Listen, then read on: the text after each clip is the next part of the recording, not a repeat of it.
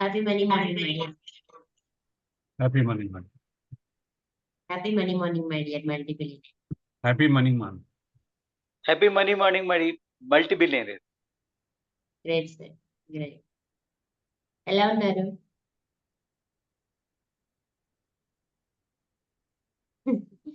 Happy, great, wonderful sir. Are you ready for today?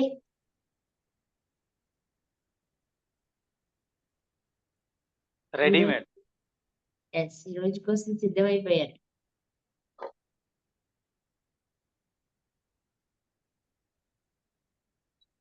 ఈ రోజు మీద మీకు బాధ్యత ఉంది కదా?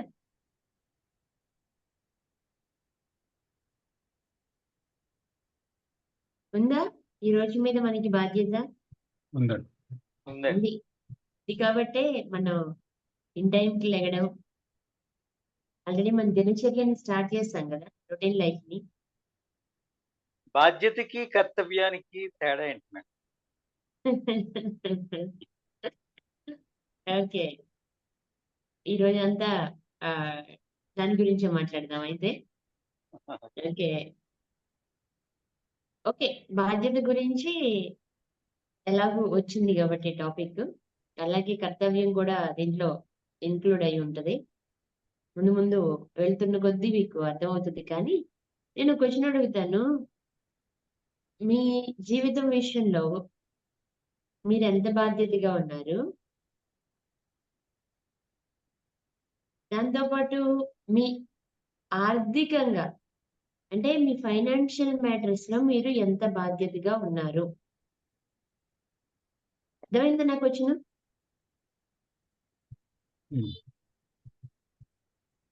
ఓకే, ఎంత బాధ్యతగా ఉన్నారు అనే దానికి మీరు రాసుకోండి. రాసుకుని ఎన్ని పాయింట్స్ ఇవ్వగలరు? ఒక 10 కి 10 అవుట్ ఆఫ్ ఎన్ని ఇవ్వగలరు? మీ రిలేషన్ కి మీరు ఎంత బాధ్యతగా ఉన్నారు, ఎన్ని పాయింట్స్ ఇవ్వగలరు? అవుట్ ఆఫ్ 10 అయ్యండి.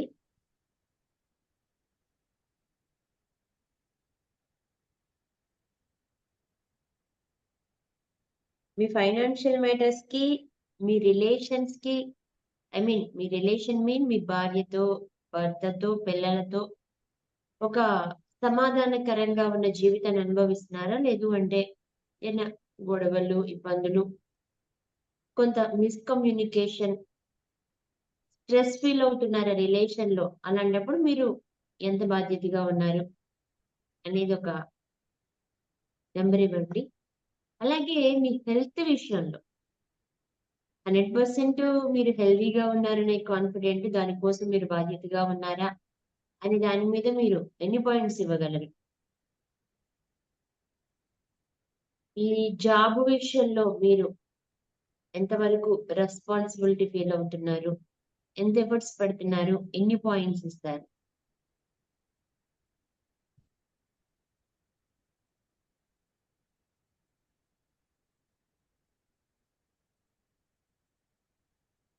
మనకి వీటితో పాటు సోషల్ రెస్పాన్సిబిలిటీ కూడా ఉంది. ఈ సోషల్ రెస్పాన్సిబిలిటీలో మనం ఎంతవరకు బాధ్యతగా ఉంటున్నాము? ఇంతవరకు వాళ్ళు అది చేయాల, వీళ్ళు ఇది చేయలేదు అంటున్నామా? లేదు అంటే మనం మన వంతుగా మనం చేస్తున్నామా? దానికి మనకి మనం ఎన్ని మార్క్స్ ఇచ్చుకోగలం? దేశాన్ని, ప్రపంచాన్ని ఉద్ధరించేయమని నేను చెప్పట్లేదు, కానీ జస్ట్ మనకున్న పరిధిలో మనం చేయగలిగిన పనులు ఏమైనా ఉంటే చేయగలుగుతున్నామా లేదా? ఇన్కేస్ చేస్తుంటే ఎన్ని పాయింట్స్ ఇచ్చుకుంటారు?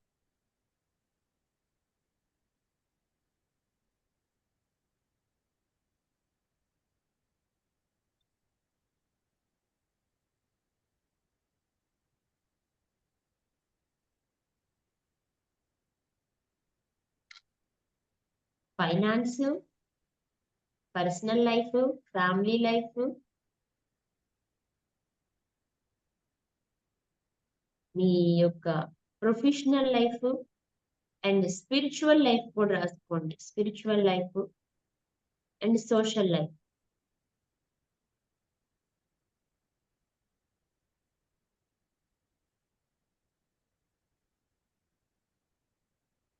మీరు ఎంతవరకు బాధ్యతగా ఉన్నారు?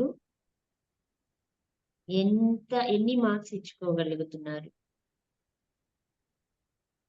అలాగే ఆరోగ్యము, ఆహార విషయంలో కూడా అనేది కూడా రాసుకుంటాం.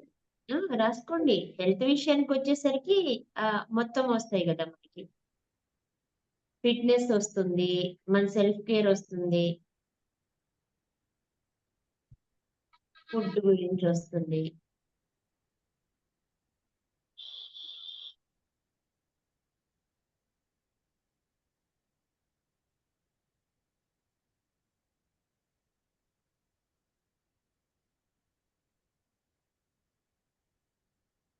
అయితే చాలా వండర్‌ఫుల్‌గా అనిపిస్తది.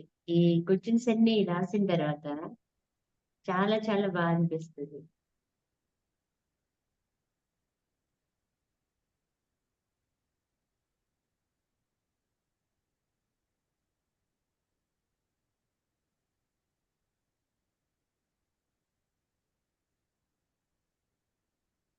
అయిందా? ఇంకా టైం కావాలా?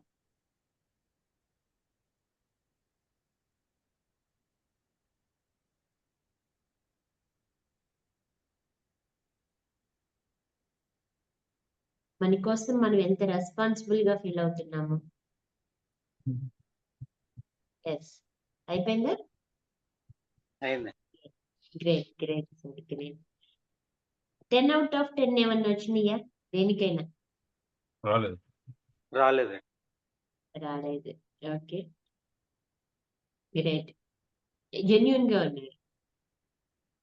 మన పేపర్‌ని మనమే కరెక్షన్ చేసుకుంటే అవకాశం ఉన్నంత వరకు మనం 10 ఔట్ ఆఫ్ 10 వేసుకోవచ్చు. కానీ జెన్యూన్‌గా ఉండి ఎంతంటే అంతే ఏసారు కాబట్టి ఇక్కడ మీరు అకౌంటబిలిటీ ఫీల్ అయ్యారు.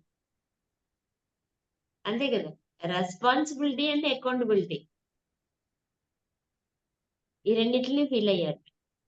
వండర్‌ఫుల్. మరి ఇప్పుడు అడుగుతున్నాను. ఇప్పుడు రాసారు కదా! వీటి మీద మీరు ఎంత పర్సెంట్ మాత్రమే రెస్పాన్సిబుల్ ఫీల్ అవుతున్నారు అని రిమైనింగ్ పర్సెంటేజ్ ఎక్కడ ఎవరికి ఆ రెస్పాన్సిబిలిటీస్ ఇస్తున్నారు? ఎవరి మీద మీరు డిపెండ్ అవుతున్నారు? ఒక్కసారి థింక్ చేయండి.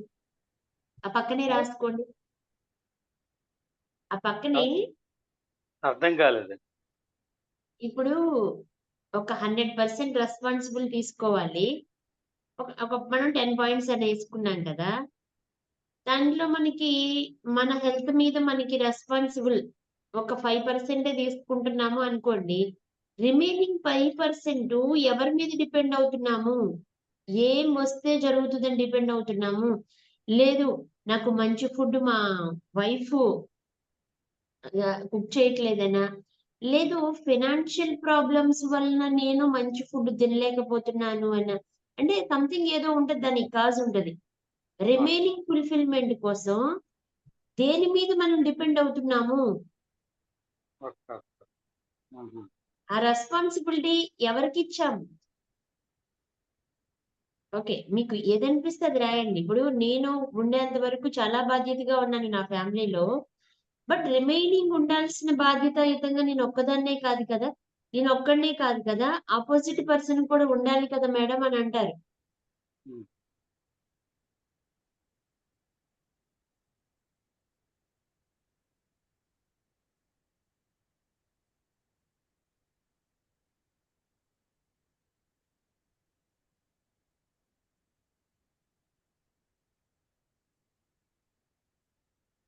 ఫైనాన్స్ విషయంలో నేను మోసపోయాను అని ఫీల్ అవుతూ ఉంటారు. టర్మ్స్ అండ్ కండిషన్స్ విషయంలో మోసపోయాను అని. నేను ఇన్వెస్ట్ చేసిన వ్యక్తులు మోసం చేశారు అని.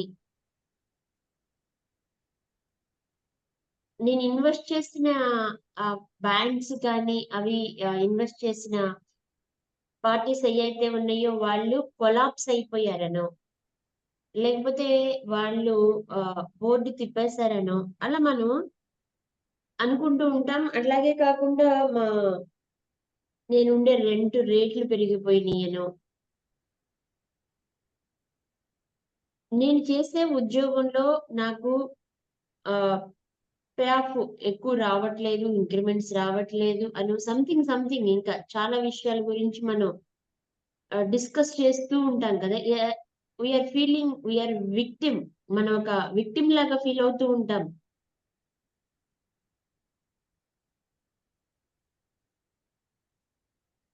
అంటే వాళ్ళు ఈ పని కరెక్ట్‌గా చేసుంటే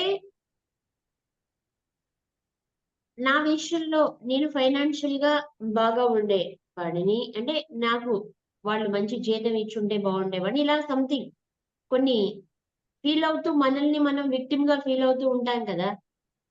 అలాంటి సిట్యుయేషన్స్ ఏమైనా ఉన్నాయా? యెస్. ఉన్నాయా? ఓకే. ఉమ్. రాయండి.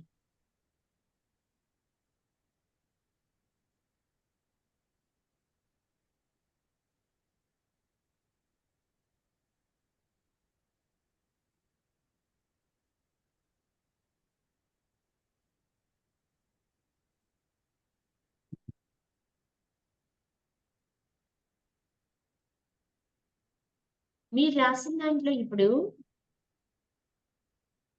మీరిప్పుడు రాసుకున్న దాంట్లో మిమ్మల్ని మీరు విక్టిమ్‌గా ఫీల్ అవుతూ రాసుకున్నారు కొంత.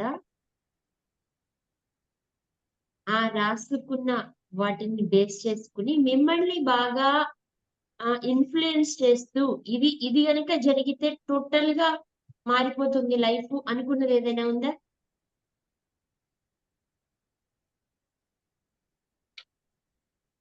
ఉందండి. ఓకే. గ్రేట్. ఉంటే ఇన్ కేస్ ఉంటే గనక ఆ విషయంలో మీరు విక్టిమ్‌గా ఉన్న ఆ విషయంలో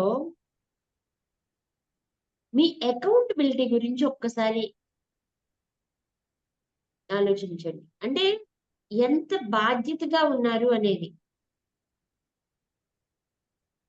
మీరు ఎంత రెస్పాన్స్ అవుతున్నారు అనేది ఎంత దాని మీద రెస్పాన్స్ ఫీల్ అవుతున్నారు అనేది ఇప్పటి వరకు రాసుకున్నారు. అంటే ఎంత బాధ్యతాయుతంగా ఉన్నారు అని. మరి ఎంత అకౌంటబిలిటీగా ఉన్నారు? అకౌంటబిలిటీ మీన్ అదేలెండి అర్థమైంది. హ్మ్.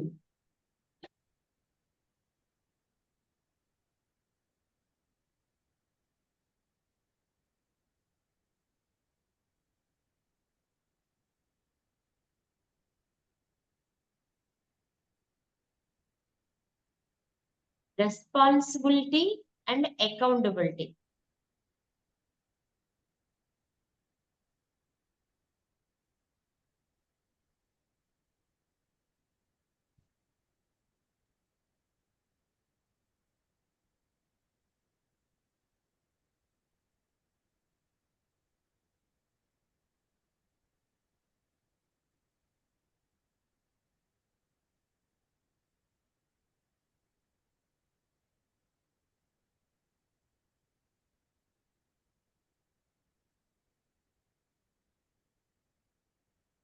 యెస్. అకౌంటబిలిటీ అంటే జవాబుదారీతనం.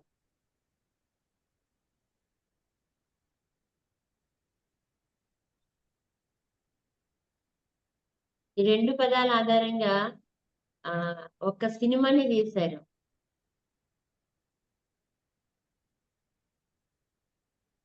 నాకు మూవీ పేరైతే గుర్తులేదు కానీ మహేష్ బాబు గారిది. ఆయన సీఎం అవుతారు ఆ మూవీలో. చీఫ్ మినిస్టర్ అవుతారు. అంతఃకరణ శుద్ధితో అని. భరత్. భరత్ అనే నేను. యెస్. భరత్. ఆ మూవీలో ఈ 2 వర్డ్సే ఉంటాయి. Responsibility and accountability. ఆ 2 వర్డ్స్‌ని ఆధారంగా చేసుకొని ఆ మూవీ తీశారు. యెస్.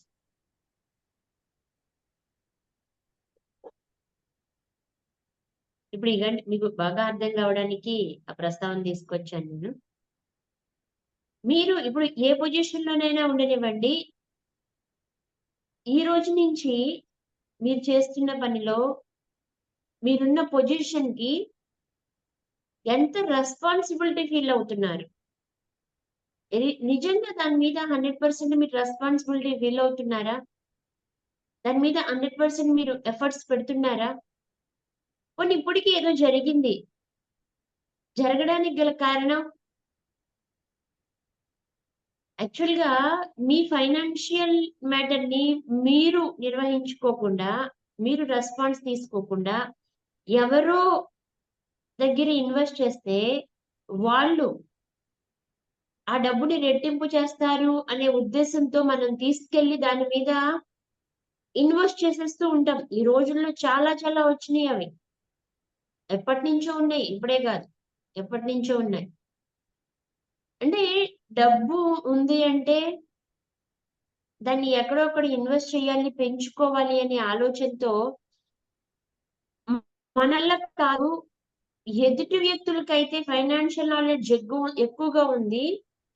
వాళ్ళు మన డబ్బుని పెంచుతారు అన్న ఉద్దేశంతో, వాళ్ళు నాలెడ్జ్ కరెక్టే అనే భావంతో రెస్పాన్సిబిలిటీ అంతా తీసుకెళ్ళి వాళ్ళకి ఇచ్చేస్తాం మనం. కొంతమంది కౌన్సెలింగ్‌కొచ్చే వాళ్ళలో చాలా మంది ఫైనాన్షియల్‌గా సంపాదించక ఇబ్బంది పడట్లేదు. నాకు వాళ్ళని చూస్తుంటే చాలా బాధ అనిపిస్తుంది గూడా. చాలా కష్టపడుతున్నారు. చాలా సంపాదిస్తున్నారు. అంటే ఒక వ్యక్తి సంపాదించి నార్మల్ లైఫ్‌ని లీడ్ చేసేదానికంటే కూడా ఎక్కువగా సంపాదిస్తున్నారు. ఒక రూ. 1,00,000 మన కుటుంబానికి సరిపోతాయి. చక్కగా హ్యాపీగా బ్రతకొచ్చు అనుకునే స్థితి ఉన్న కుటుంబం అదే 1,00,000 కంటే కూడా ఎక్కువ దాదాపు 1,50,000, 2,00,000 సంపాదిస్తూ కూడా చాలా ఫైనాన్షియల్ ప్రాబ్లమ్స్ ఎదుర్కోవాల్సొస్తుంది. దానికి కారణం ఏంటి అనేది లోతుల్లోకి వెళ్తే అర్థమయ్యేదేంటంటే, సంపాదించటం మాత్రం ఆయన చేయగలుగుతున్నారు. ఆ సంపాదన మొత్తం నాకంటే మా మదర్ అయితే ఫైనాన్షియల్‌గా బాగా అంటే నాకు డబ్బుని ఎర్న్ చేయడం వచ్చు. కానీ మేనేజ్ చేయడం రాదు. మా అమ్మ అయితే చక్కగా మేనేజ్ చేస్తది. మా నాన్నగారైతే చక్కగా మేనేజ్ చేస్తారు. నా వైఫ్ అయితే మనీ మేనేజ్‌మెంట్ ఒచ్చు. నా బ్రదర్‌కి మనీ మేనేజ్‌మెంట్ ఒచ్చు. నా హస్బెండ్‌కి మనీ మేనేజ్‌మెంట్ తెలుసు. నా సిస్టర్‌కి డబ్బుని ఎలా వాడాలో, ఎక్కడ ఇన్వెస్ట్ చేయాలో తెలుసని, ఎదుటి వాళ్ళ మీద బాధ్యతని వదిలేసి, వీళ్ళు సంపాదించడం మీద ఫోకస్ చేస్తే, వాళ్ళు ఇన్వెస్ట్ చేసేది ఎక్కడెక్కడో ఇన్వెస్ట్ చేసి, వాళ్ళకే అవగాహన లేక, వాళ్ళ మీద పెట్టుకున్న నమ్మకాల్ని ఏదో చెయ్యాలన్న ఉద్దేశంతో, వాళ్ళు చేసిన పనులకి ఓవరాల్‌గా వీళ్ళు చితికిపోతున్నారు. అంటే చాలా ఫైనాన్షియల్ ఇబ్బందులు ఇక్కడి నుంచే వస్తున్నాయి. సంపాదించడానికి నువ్వు ఇనిషియేటివ్ తీసుకున్నప్పుడు, నీ మనీని కాపాడుకోవడానికి కూడా ఇనిషియేటివ్ తీసుకోవాలి. రెస్పాన్సిబిలిటీ తీసుకోవాలి కదా! చాలా మంది కేర్ టేకర్స్‌ని పెట్టుకొని తల్లిదండ్రులు ఇద్దరు ఉద్యోగాలకెళ్ళిపోయేవాళ్ళు. వాళ్ళు చెప్పే మాటలు ఒక్కొక్కసారి చాలా బాధని కలిగిస్తున్నాయి. ఎంత బాధని కలిగిస్తాయంటే, ఇంట్లో అన్నీ ఏర్పాటు చేసి ఉద్యోగాలకు వెళ్ళిపోతూ సంవత్సరం లోపు పిల్లలు ఉంటే, వాళ్ళకి ఒక కేర్ టేకర్‌ని ఏర్పాటు చేసి వెళ్తే, వాళ్ళ కోసం ఏర్పాటు చేసినయన్నీ వాళ్ళకి ఫీడ్ చేయడానికి టైం తీసుకుంటది. వాళ్ళకి కొంచెం ఎక్కువ టైం తీసుకోవాలి కదా! వాళ్ళని చాలా జాగ్రత్తగా ఫీడ్ చేయాలి కదా! వాళ్ళకి ఫీడ్ చేయకుండా, వాళ్ళని సరిగ్గా పట్టించుకోకుండా వీళ్ళు టీవీలు చూసుకుంటూ, ఫోన్‌లు మాట్లాడుకుంటూ, ఫుడ్ సరిగ్గా పెట్టకుండా పోనీ ఆ ఫుడ్ వీళ్ళు తినేస్తూ మా ఫ్రెండు ఆఫీస్‌కి వెళ్తూ తన పిల్లల్ని ఒక కేర్ టేకర్ దగ్గర ఉంచేసి వెళ్ళి, ఏదో మర్చిపోయానని చెప్పేసి మధ్యాహ్నం ఇంటికొచ్చిందట. వచ్చేసరికి వాళ్ళ బాబు కోసం పెట్టిన పాలు, డ్రై ఫ్రూట్స్ ఏయైతే ఉన్నాయో అవన్నీ తను ఎదురుగుండా పెట్టుకొని వాడు ఏడుస్తూ అక్కడ కూర్చున్నప్పటికి గూడా పట్టించుకోకుండా టీవీ చూసుకుంటూ, ఇవి తినుకుంటూ హాయిగా కూర్చునుందట ఆ కేర్ టేకర్. అంటే అందరిని ఉద్దేశించి నేను అనట్లేదు. అంటే వాళ్ళ యొక్క రెస్పాన్సిబిలిటీని వేరే వాళ్ళకి అప్పగించినప్పుడు, వాళ్ళు వాళ్ళ బిడ్డని సొంత బిడ్డలాగా చూసుకుంటున్నారా? చూసుకోగలరా? చెప్పండి. ఎంతమంది చూసుకోగలరు? చూసుకుంటారు కొంతమంది. అదే మనీ విషయానికి వచ్చేసరికి నా డబ్బైతే ఎలాగ నేను రెస్పాన్సిబిలిటీగా ఉన్నానో, నా డబ్బుని నేను ఎలా ఖర్చు చేస్తున్నానో, ఎదుటి వాళ్ళు డబ్బు నాకు ఇచ్చినప్పుడు నేను అలా ఖర్చు చేస్తానా? అంత జాగ్రత్తగా పెడతానా? వస్తే వస్తే లేకపోతే లేదని ఫీల్ అవుతారు కదా! అంటే ఎవరికి వాళ్ళు కష్టపడి సంపాదించిన డబ్బుని వాళ్ళకి వాళ్ళు రెస్పాన్సిబుల్ తీసుకుంటే ఎలా ఉంటుంది? ఇప్పుడు ఓన్ వెహికల్ ఉన్న డ్రైవరు తనదే సొంత కార్ అనుకోండి, ఎలా డ్రైవ్ చేస్తాడు? అదే ఆల్టింగ్ కోసం వచ్చిన డ్రైవర్ అనుకోండి, ఆ కార్‌ని ఎలా డ్రైవ్ చేస్తాడు? మనం అనుకుంటా ఉంటాం. వీడి సొంత కారు కాదనుకుంటా గోతుల్లో నుంచి ఎలా పడేసుకొని తోలుకుంటూ వెళ్ళిపోతున్నాడో చూడండి అని అనుకుంటామా లేదా? జస్ట్ ఒకసారి చూస్తే. మనం అక్కడ గొయ్యి ఉంటే దానికోసం మన కారు ఎక్కడ ఎళ్లి టైర్ దాంట్లో పడిపోతదో, ఆ వీల్స్ అన్ని పాడవుతాయో, మన హెల్త్ కూడా పాడవుతది, ఇబ్బంది పడతాం అన్న ఉద్దేశంతో చాలా జాగ్రత్తగా వెళ్తాం. కారుని దృష్టిలో ఉంచుకొని, మనల్ని దృష్టిలో ఉంచుకొని. కానీ దాని మీద రెస్పాన్సిబిలిటీ లేని పర్సను, జస్ట్ హాలిడేకి వచ్చిన పర్సను దూసుకుంటూ ఎళ్ళిపోతాడా? అంత జాగ్రత్తగా ఉంటాడా? 90% దూసుకుంటూ ఎళ్ళిపోతాడు. నిజంగా తనకొక బాధ్యత ఉండి తనకి వాహనం ఉండి దాని మీద తను ఒక ఓనర్‌గా ఇబ్బందులు ఫేస్ చేస్తుంటే నేను అలా చేయకూడదని ఎథిక్స్ ఉండి, కామన్ సెన్స్ ఉన్న ఆ 10% వ్యక్తులు తప్ప మిగిలిన వాళ్ళు అలా ర్యాష్ డ్రైవింగ్ చేసుకుంటూ వెళ్ళిపోవడం చాలా చూస్తున్నాం మనం. అంటే అదే మనం కనుక డ్రైవింగ్ సీట్‌లో కూర్చునుంటే చాలా మంది ఏం చేస్తామంటే ఎస్కేప్ అయిపోవడానికి చూస్తున్నారు ఈ రోజుల్లో. రెస్పాన్సిబిలిటీస్ నుంచి ఎస్కేప్ అవ్వడానికి ట్రై చేస్తున్నారు.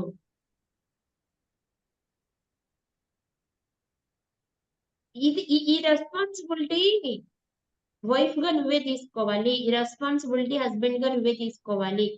ఈ రెస్పాన్సిబిలిటీ యాస్ ఎ ఫాదర్‌గా నువ్వే తీసుకోవాలి. అని ఎవరికి వాళ్ళు ఎదుటి వ్యక్తుల మీద తోసేస్తూ, ఒకవేళ జరిగితే నా గొప్పతనం అనుకుంటూ, జరగకపోతే నీ కొడుకేగా. ఇక ఈ డైలాగులు బావుంటాయి కదా! మనం కూడా చూస్తూ ఉంటాం. నీ గారాబం బాగా ఎక్కువైపోయింది. అందుకే ఇట్లా చేస్తున్నాడని చెప్పి ఫాదర్ ఏమో మదర్‌ని, మదర్ ఏమో ఫాదర్‌ని ఒకళ్ళనొకళ్ళు ఇలా అనుకుంటూ ఉంటారు. అంటే చేస్తే నీ కొడుకా గర్వంగా ఫీల్ అవుతావా? వాడేదైనా తప్పు చేస్తే నా కొడుకంటావా? అని చెప్పి ఆ ఇద్దరు అనుకోవడం మనం వింటుంటాం కదా! అంటే మనం మన ఫైనాన్షియల్ మ్యాటర్స్‌లో కూడా మనం చేసేదేంటి అంటే, ఎదుటి వాళ్ళేదో చేస్తారు అన్న ఉద్దేశంతో వాళ్ళలా చేశారు, వీళ్ళిలా చేశారు. అంటే ఒక విక్టిమ్‌గా తయారవుతున్నామే తప్ప రెస్పాన్సిబిలిటీ తీసుకోవట్లేదు. రెస్పాన్సిబిలిటీ నిజంగా తీసుకున్న వ్యక్తులు ఫైనాన్షియల్ క్రిటిక్స్‌కి ఎక్కడ లోనవ్వట్లేదు. ఫైనాన్షియల్‌గా ఒక పద్ధతిగానే ఉంటున్నారు. వాళ్ళు ప్రతి చిన్న దానికి కూడా వెతుక్కునే పరిస్థితిలో ఉండట్లా.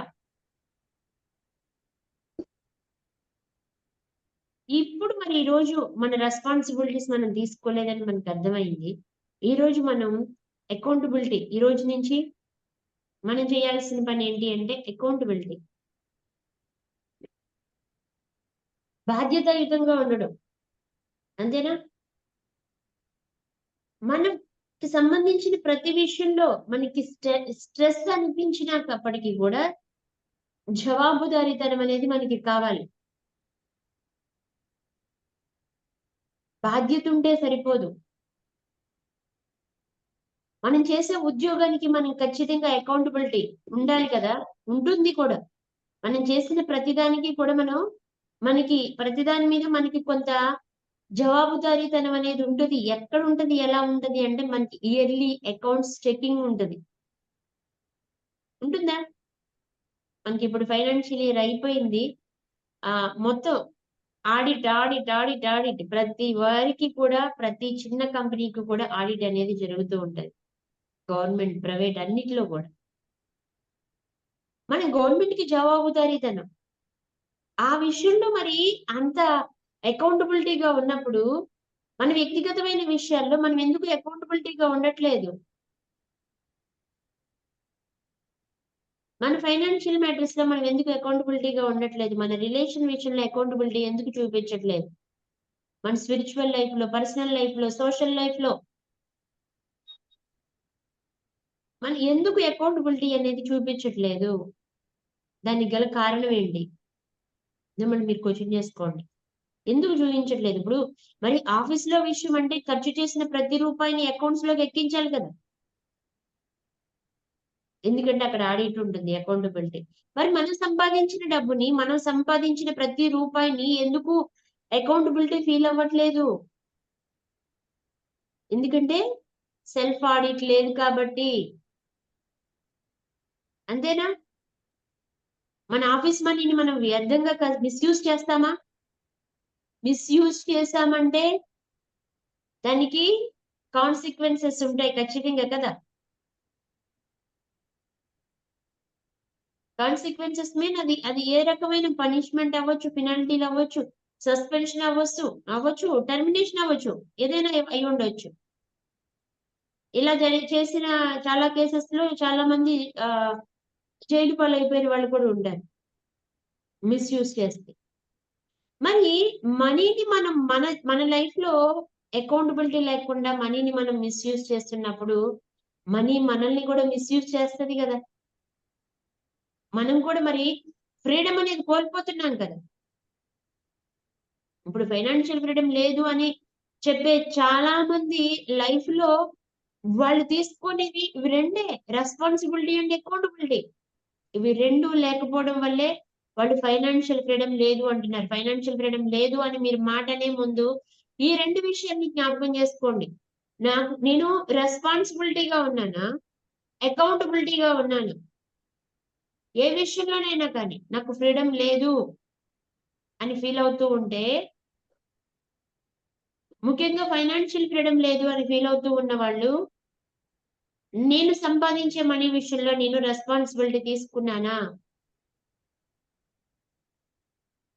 అకౌంటబిలిటీ ఉందా?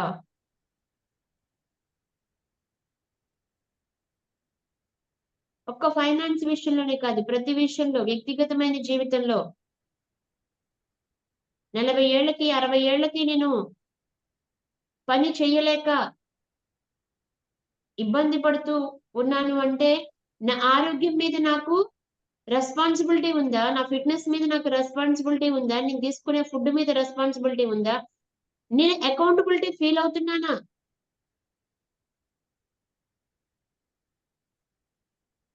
రిలేషన్స్ విషయంలో పీస్ ఆఫ్ మైండ్ లేదు. మనశ్శాంతిని కోల్పోతున్నాను. ఇంటికెళ్ళాలంటే భయమేస్తుంది. సక్రమంగా సమాధానకరంగా నా జీవితం లేదు అంటే, నేను రెస్పాన్సిబిలిటీ ఫీల్ అవుతున్నానా ఆ విషయంలో? అకౌంటబిలిటీ తీసుకున్నానా? ఎవరైతే ఈ 2 విషయాల్ని ఆలోచించరోనండి, వాళ్ళ జీవితం నడి సముద్రంలో ఉన్న నావలా ఉంటది. నడి సముద్రం అంటే సముద్రం మధ్యలోకి వెళ్ళిన తర్వాత, వాళ్ళు ఎటెళ్ళాలన్నా కానీ చాలా దూరం. అంటే తీరం తెలీదు. అసలు ఎటెళ్ళాలో తెలీదు. అర్థం కాదు. దిక్కుతోచని పరిస్థితిలో ఉంటది. ఒక దిక్సూచి ఉండదు. అల్లకల్లోలంగా ఉంటుంది జీవితం. అలాంటి జీవితం ఉన్నప్పటికీ ఎవరికైనా నో ప్రాబ్లమ్. ఇప్పుడు మీ జీవితానికి రెస్పాన్సిబిలిటీ తీసుకొని ఏదో ఒక మార్గంలోకి వెళ్ళడానికి ఆ నడి సముద్రంలోనైనా ఓకే. నేను ఈ మార్గంలోకి వెళ్దాం. ఏదో ఒక వే వస్తది. ఒక ఒడ్డుకు చేరతాము. మొదట రక్షింపబడితే బ్రతికితే ఫస్టు, తర్వాత నేను చేరుకోవాల్సిన గమ్యానికి చేరుకుంటాను అని స్టార్ట్ చేయాలి. తప్పదు. అక్కడ ఫస్ట్ రెస్పాన్సిబిలిటీ తీసుకోవాలి. ఆ వెళ్తున్నప్పుడు వచ్చే ఇబ్బందులకి కొంత ఎదుర్కొని నిలబడి అకౌంటబిలిటీ తీసుకుంటే ఒడ్డుకి చేరతాం. నాకు ఫ్రీడమ్ లేదండి, ఫ్రీడమ్ లేదండి, ఫ్రీడమ్ లేదు. మా హస్బెండ్ దగ్గర నుంచి ఫ్రీడమ్ లేదు. నా తల్లిదండ్రుల దగ్గర నుంచి ఫ్రీడమ్ లేదు. నాకు నా వైఫ్ దగ్గర నుంచి ఫ్రీడమ్ లేదు. నా ఆరోగ్య విషయంలో నాకు ఫ్రీడమ్ లేదు. ఫైనాన్షియల్ మ్యాటర్స్‌లో నాకు ఫ్రీడమ్ లేదు అంటే, నీకు ఫ్రీడమ్ కావాలంటే స్వేచ్ఛగా స్వతంత్రంగా బ్రతకాలంటే రెస్పాన్సిబిలిటీ తీసుకోవాలి, అకౌంటబిలిటీ తీసుకోవాలి. అప్పుడే 100% ఇందాక మీరు రాసుకున్న దానికి 10/10 మార్క్స్ మీకు రావాలంటే వస్తే మీరు లైఫ్ లో ఫుల్ఫిల్మెంట్ అనుభవించినట్లే. అవునా కదా? ఇప్పుడు మీరు అక్కడ ప్రతిదానికి 10/10 కనుక మీరు మార్క్స్ వేసుకోగలిగితే దాని గురించి మీరు వరీ అవ్వాల్సిన అవసరం ఉందా? లేదు కదా? మీరు ఫుల్ఫిల్మెంట్ ఉన్నట్లే కదా? లైఫ్ ని హ్యాపీగా లీడ్ చేస్తున్నట్లే కదా? కొరత భావం ఉండదు కదా? లేమి భావం ఉండదు కదా? అస్వస్థత ఉండదు కదా? అనారోగ్యం ఉండదు కదా? 100% ఫుల్ఫిల్మెంట్ అంటే అదే. ఏ పని చేసినా బాధ్యతగా చేద్దాం, జవాబుదారీతనంతో ఉందాం. ఓకే, అర్థమైందా? మనం ఎక్కడ మిస్ అయ్యాము, ఏది వల్ల మనకి ఈ ఫ్రీడమ్ కోల్పోయాము అనేది అర్థమైతే చాలు. ఎలా తెచ్చుకోవాలనే దాని మీదకి వెళ్దాం ఇప్పుడు. కోల్పోయామనే విషయం మనకి తెలిసినప్పుడు, ఇది పోయింది అనిపించినప్పుడు ఏం చేయాలి? తెచ్చుకోవాలి అంతే. ఒక అమ్మాయి ఒక ఇద్దరు అమ్మాయిలు కూర్చుని హోటల్లో కూర్చుని మాట్లాడుకుంటూ ఉన్నారట. మాట్లాడుకుంటున్నప్పుడు తను చాలా బాధపడుతూ ఉంటే, ఎందుకు బాధపడుతున్నావు నువ్వు అంటే, నా పర్సు ని ఎవరో హ్యాక్ చేశారంటే దొంగతనం చేసేసారు. నేను నేను హోటల్‌కి వెళ్ళినప్పుడు నేను ఫుడ్ తింటున్నాను. నా పర్స్ టేబుల్ మీద ఉంది. దొంగతనం ఎవరో తీసుకొని పారిపోయారు అని చెప్పేసి బాధపడుతూ ఉందట. ఆ ఫ్రెండు మళ్ళీ తన పర్స్‌ని చూసిందట. అంటే వెంటనే అందట నువ్వు టేబుల్ మీద అలా ఓపెన్ చేసి నీ పర్స్ అక్కడ పెట్టావా అని అడిగిందట. వెంటనే తనకి అర్థమైపోయి వెంటనే ఆ పర్స్‌ని తీసుకొని దాని ఒడిలో పెట్టుకుందట. అంటే ఫస్ట్ ఒక సిట్యుయేషన్ జరిగింది. దానికి బాధపడుతూ ఉంది. మరలా బాధ్యత తీసుకోకుండా మళ్ళీ అదే మళ్ళీ పర్స్‌ని తీసుకెళ్ళి అదే టేబుల్ మీద అలాగే ఓపెన్ చేసి పెట్టేస్తే ఎవరో చూసిన వాడికి కావాలనిపించింది పట్టుకొని పారిపోడా చెప్పండి? ఒకసారి జరిగింది. జరిగిన దానికి మరి దాన్ని ఏం రెస్పాన్సిబిలిటీగా ఫీల్ అవుతుంది. బాధ్యతగా ఉండాలి కదా! ఈసారైనా కాపాడుకోవాలి గదా! ఈ రోజుల్లో మొబైల్‌కి ఏయేయో లింకులు వస్తున్నాయి. ఆ లింక్‌ని క్లిక్ చేస్తున్నారు. మనీ హ్యాక్ అవుతున్నాయి అంటున్నారు. ఇంకో విచిత్రమైన ఫోన్ కాల్స్ ఏంటంటే, మీరు ఓహ్, పలానా చోట ఏదో కొన్నారు. లేదు అంటే లక్కీ డ్రాలో మీ ఫోన్ నంబరు వచ్చింది. విన్ అయ్యారు మీరు. మీరు పలానా చోటుకొస్తే మీకు గిఫ్ట్ ఇస్తాము అంటున్నారు. ఇన్వైట్ చేస్తున్నారు. ఆ గిఫ్ట్ కోసం వెళ్లి అక్కడ వాళ్ళు ఏదో ఒక ప్రొడక్ట్ గురించి చెప్తే, ఏదో ఒక పాలిసీల గురించి చెప్తే, దానికి కమిట్ అయిపోయి అక్కడ మనీ పే చేసి వస్తున్నారు. అసలు ఎందుకెళ్లారు? ఏం చేస్తున్నారు? మనల్ని పిలిచి గిఫ్ట్‌లు ఇచ్చేవాళ్ళు ఎవరుంటారు?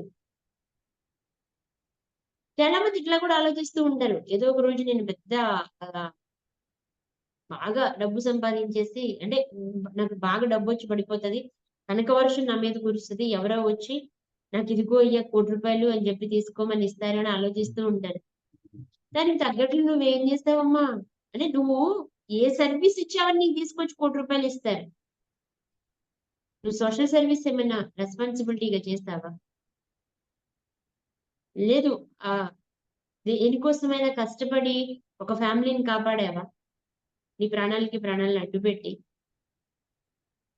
ఏం చేశావని ఎవరో తీసుకొచ్చి నీకిస్తారు. Free, free, free, free, free. ఎవరో ఈ యాడ్స్ ఎక్కువైపోతాయి. ఎంతది మీకు? మీ మీద దయ తెలిసి, మీ మీద జాలితో మీ పరిస్థితి తెలిసి నేను ఫ్రీగా ఇస్తున్నానని వాడు నష్టపోతూ మనకి ఫ్రీగా ఇస్తాడా చెప్పండి?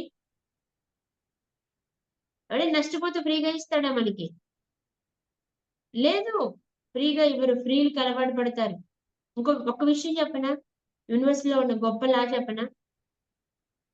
ఎవరైతే ఫ్రీగా వచ్చేది కావాలనుకుంటారో, ఫ్రీగా వచ్చే దాని మీద ఆధారపడతారో, వాళ్ళు తన లైఫ్ లో వాళ్ళ సర్వీస్ ని కూడా ఫ్రీగానే ఇవ్వాలి. గుర్తుంచుకోండి.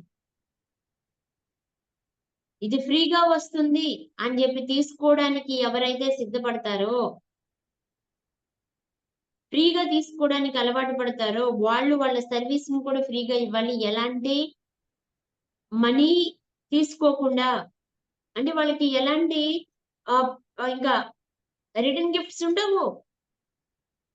ఒక రకంగా కొంతమంది చేస్తూ ఉంటారు. కొన్ని కొన్ని హ్యాక్ చేసి, కొన్ని దొంగతనాలు చేసి, దొంగతనాలు చేసిన వాడు ఎక్కడైనా కోటేశ్వరుడు అయినట్లుందా?